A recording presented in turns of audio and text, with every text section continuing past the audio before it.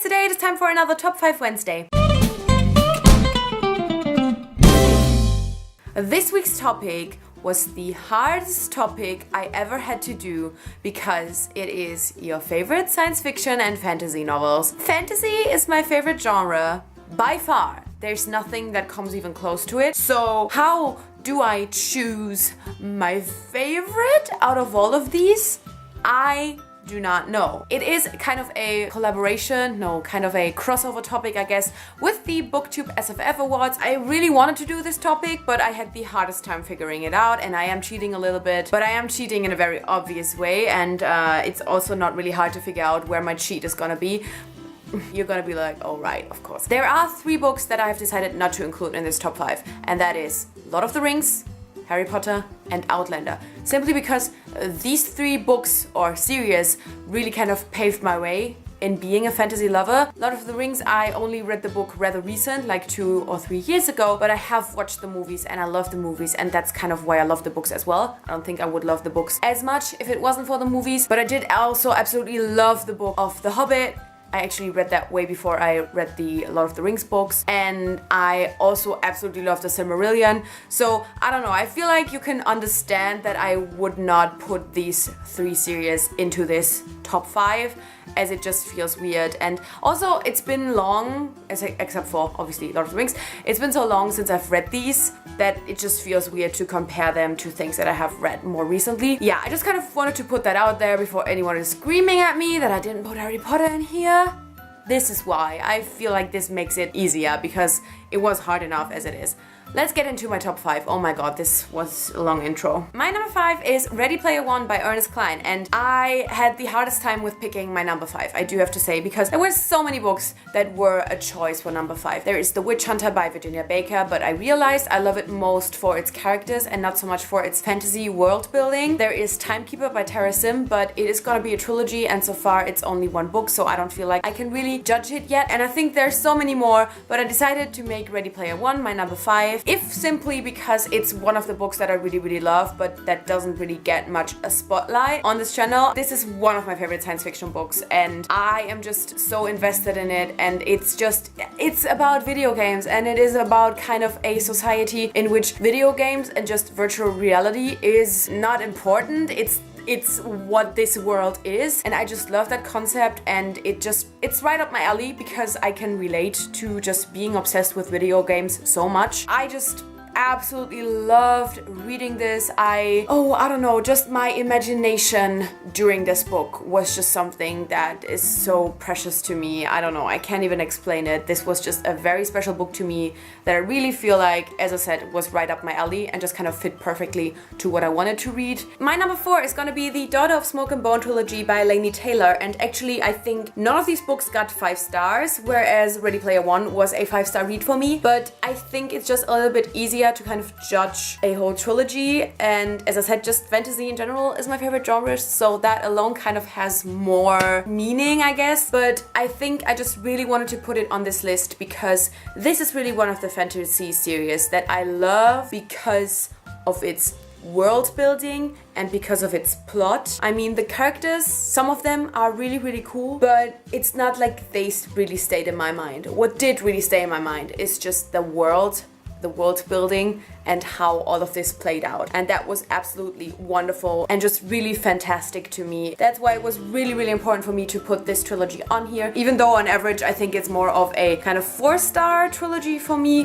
Whoops, they are really heavy. I just really remember that the fantasy elements of this were so great, and that's why I definitely wanted to put it on this list. My number 3 is the Six of Crows duology by Leigh Bardugo, and to be honest, I had a hard time putting it on this list because while this is fantasy, it's really not the fantasy aspect that I love about this. It's just really the storyline and the characters that I love most about this, but still it works because it is in a fantasy setting, and I just really love that about it. I don't know, I thought a lot about if I wanted to put it on this list because, as I said before, there were a few books that I kind of just had to kind of not include because I thought they didn't quite fit the genre, and I guess in a way Six of Crows does belong into that group as well. But I don't know, like all of these other books I feel like I can kind of put into other categories, whereas Sticks of Prose is still just what I would put into fantasy. I just really, really love this. The only way it works is in this fantasy world, and the fantasy world is really great. It's just that it was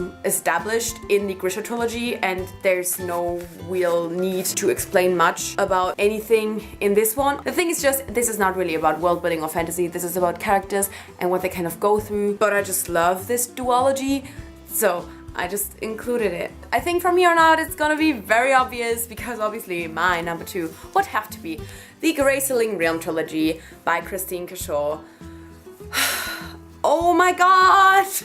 How do I even talk about this trilogy anymore? I do not know. This is another one that just kind of, I feel like, really combines all the things that I love, but it is very fantasy, and I love that. The world is wonderful. The kind of magical element in this story is really cool. The characters are wonderful. The political intrigue and just kind of in general political stuff in this one is especially wonderful in the third book. The villain is wonderful. I do not know what to say anymore about the Breitling Trilogy. If you've been on my channel for a while and you are not yet like, oh, I want to read this trilogy, and I don't know, have you been listening to me talking about this? Oh my god. And they are so not cliche. They are so not tropey. They are so undramatic. They are just so simple, but so beautiful. Please, read them. This is top-notch, original fucking YA fantasy. Go out there and fucking read it. My number 1 is something that I'm not gonna hold up because you can see it very well without me holding it up, but also it's a lot. It's actually all of Victoria Schwab's books. Cause like, I literally could not choose what to put on this list. And I know, obviously, recently I've been talking quite a lot about how much I love the Shades of Magic trilogy, and it is my favorite fantasy trilogy out there. It is my favorite fantasy series out there. It is my favorite series out there. It is my favorite trilogy out there from everything ever. But I love the archive just as much, I feel like. It's just, I don't talk about it anymore because it's been over 3 years since I've read these books, and it is not a completed trilogy. It works as a duology in my personal opinion. I know it's gonna happen whenever Victoria can make it happen. Honestly, if I would have gone like, oh, my top 5 and wouldn't have said all of Victoria Schwab's books, it probably would have been like number 1, Shades of Magic trilogy, number 2, The Archive, number 3, This Savage Song, number 4, Vicious, and then probably I would have just fucking put The Near Witch on number 5 because like, why the fuck not? So, might as well put all of these into one category. Shades of Magic is my favorite adult fantasy, Archive is my favorite YA fantasy, Vicious is my favorite science fiction. Vicious is hard to put into a genre. This Savage Song is my favorite urban fantasy. And as I said, even The Near Witch is definitely Victoria's weakest book, but it's still really beautifully written. And that's in general what I love about all of these. All of these have wonderful, unique world building. I cannot get over that wonderful, unique world building in all of them. They all have the most amazing badass characters and just really all kinds of different characters, but also in all of these, the writing is so beautiful. I don't know why I'm like doing this monologue as if you didn't know that I love Victoria Schwab and that I just want to put her books out there and that you should all read these books because they are fabulous. Honestly, this list would have felt weird if I was like, oh, I'm not gonna include Victoria Schwab books, as I'm not including the other 3 ones that I mentioned in the beginning, because this is like so important to me right now. It's not like, oh, this is nostalgic, this is what paved the way. No, this is the shit right fucking now. And I'm just in love. And you know it, and I know it, and I think at this point with my Twitter spams, Victoria Schwab knows it, so I don't even know what to tell you. If you wanna oh my god.